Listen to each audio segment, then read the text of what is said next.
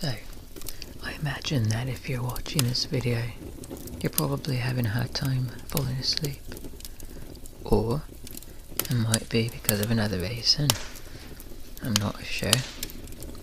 But the story is called He Watched Me from the Woods. As luck would have it, I inherited a crappy piece of property in my early 30s when an uncle passed away. I know that sounds ungrateful, but if you'd seen it, you would have laughed, just like the rest of my family did. They teased me with countless haunted stories, due to the fact that the property was in a wooded area in the middle of nowhere.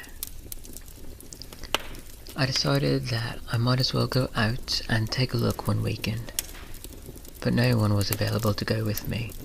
Mum was afraid for me and made me promise to call every night, seeing as I left Friday afternoon and planned to come back on Saturday. I drove a van, so I decided that I'd sleep in it, even though there was a self-contained cabin there. Unlucky for me, I was advised that there was no running water, but I had already resigned myself to fixing that place and selling it. Even if I got a low price for it, I'd still try and I'd still be happy to sell it. When I pulled up to the driveway on the 4-acre property, I felt shivers going down my spine. I couldn't put my finger on why that happened, but I ignored it and continued to drive. The trees were so thick that I imagined myself getting lost, but soon I saw the cabin, which seemed too new in the shabby surroundings. There were a couple of abandoned old cars and a pile of rotting wood near the shed, which was next to the cabin. When I got out of the car, I felt icicles running through my veins. Maybe it was nerves, but I was sure I saw a shadow in the woods. I felt stupid, but I called out, "Hello?" Of course, nothing was there, and the shadow disappeared. I actually thought it might have been a bear, so I raced to the front door and fiddled with the keys, eventually unlocking the door and letting myself in. There was no furniture apart from an old table and only one chair. It was obvious that my uncle had started doing the place up, but his death intervened. Thinking of him, I worried that his ghost might be haunting the cabin. Little did I realize at that time the scariest things were to happen outside.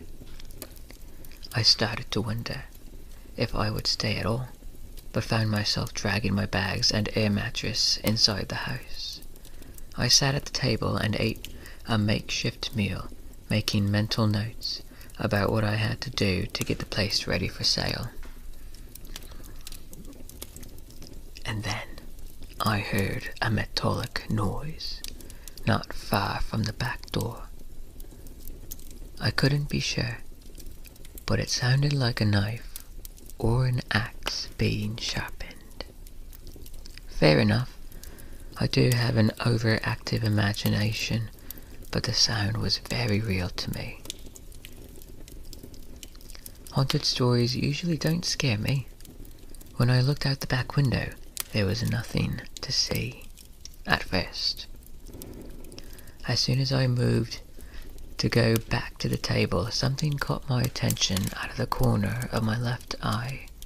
I gasped when I turned back and saw what I thought was a huge hulking silhouette staring at me from the edge of the woods. It was too small to be a bear though, but why would there be a person out here in the middle of nowhere? I moved over to the window and had a second look, but it was gone. I could have kicked myself for not bringing a weapon with me. I didn't even have a multi-tool gadget. Now, even though I'm a female, and was quite tough at the time, I'd been a tomboy all my life. I always had tools on me. But all I had at the time was a flashlight. Deciding not to be brave, I stayed in the cabin and wrote notes in my journal. I froze when I heard the metallic sound again. And this time, I was sure that it was inside the cabin. I got up and nervously crept around, yelling, "Who's there?" Believe me when I tell you that I jumped out of my skin when a shadow walked past the window. The frightening thing was, I couldn't tell if the shadow had been in front of the window or outside. In a panic, I ran over to the window, and once again I saw a huge silhouette, closer to the cabin, but still at the edge of the woods. Rooted to the spot, I stared and barely blinked, trying my best to see if it was real. It seemed like hours went past, but eventually I had to blink. When I did, the shadow disappeared. I really thought that a crazy man was watching me, and I decided that I had to leave. But what if he was waiting for me out the front door? I gathered up all my things and ran to the front door, but I stopped when I heard something fall over to the next room. Was he inside? I had no way of knowing, and I did not want to find out. I opened the door and ran as fast as I could to the car. I was so grateful when the engine started immediately. While driving off, I looked in the rearview mirror, and I swear I could still see the outline of a person. But when I slowed down for one last look, he, or it, was gone. It might sound odd, but I actually gave the property away to my dad, who has not had any issues there at all.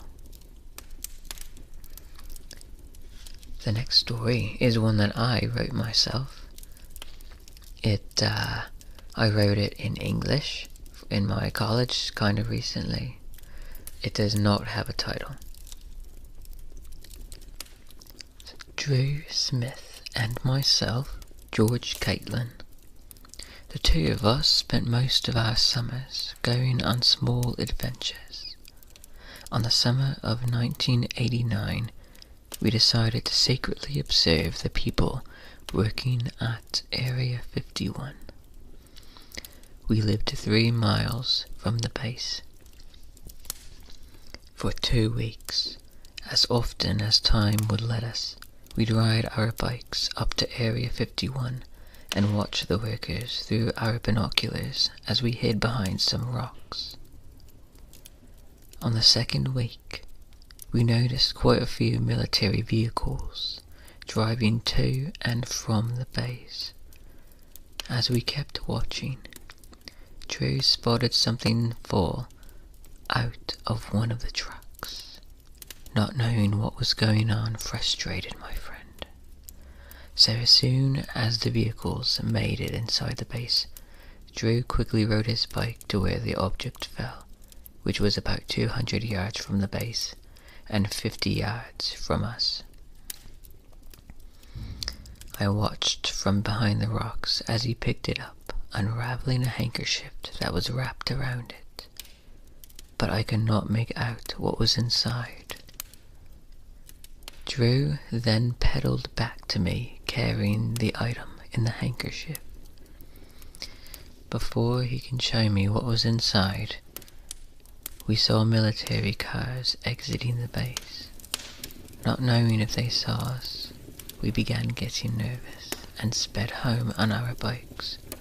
I would have gone with Drew to his house, but my parents needed me home at a certain time, and I was already late as it was. Later that day, when I was finally free, I biked straight to my friend's house. It looked like Drew's family was home, but no one answered when I knocked. I went home and called them, but no answer. Now this is when things started getting weird. For the next 3 days, I tried knocking at the door and phoning them. I never got a reply.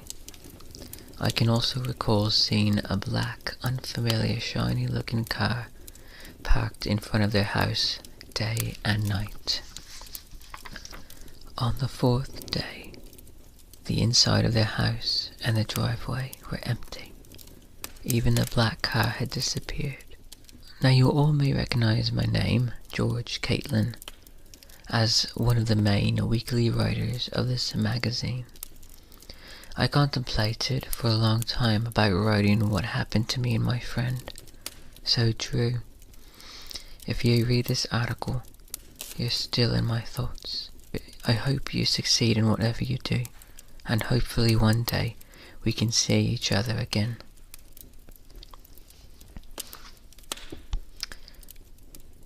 I wish you all a very good night.